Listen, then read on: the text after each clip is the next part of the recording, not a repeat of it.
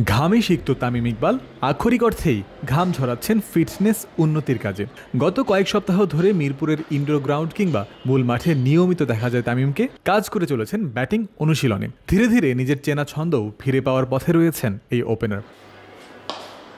বুধবার মাঝ দুপুরেও ইনডোর গ্রাউন্ডে ব্যাটিং করেছেন তিনি। এরপরেই মূল মাঠে এসে শুরু করেছেন ফিটনেস ট্রেনিং। প্রতিযোগিতামূলক ক্রিকেটে ফেরার সব রকম প্রস্তুতি নিয়ে চলেছেন তামিম। এখন অপেক্ষা শুধুই মাঠে নামার। তার আগে অবশ্য ৩ সপ্তাহের মতো সময় আছে এখনও। আগামী ১১ ডিসেম্বর থেকে শুরু হতে যাচ্ছে এনসিএল এর টি-20 ফরম্যাট। চট্টগ্রাম বিভাগের হয়ে এই টুর্নামেন্ট দিয়েই ফেরার কথা রয়েছে তামিমের। সেই লক্ষ্যে এগিয়ে চলেছেন দারুণ গতিতে।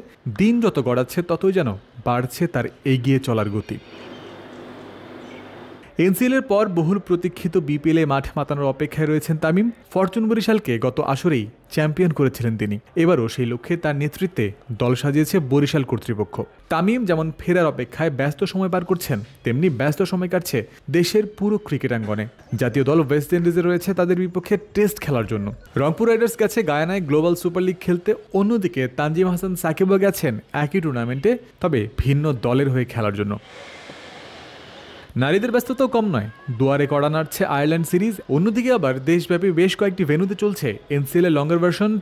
তারপরেই শুরু হবে টি-20 ভার্সনটাও। সব মিলে যেন দম ফেলার সুযোগ নেই কোনো ক্রিকেটারের। এই পথেরই পথিক তামিম নিজে। ক্রিকেটাররা মাঠে থাকবেন এমন দৃশ্য দেখতে পাওয়াই তো সবচেয়ে সুন্দর। জয়ন্ত বিন্দু, ক্রিক ফ্রেন্সি।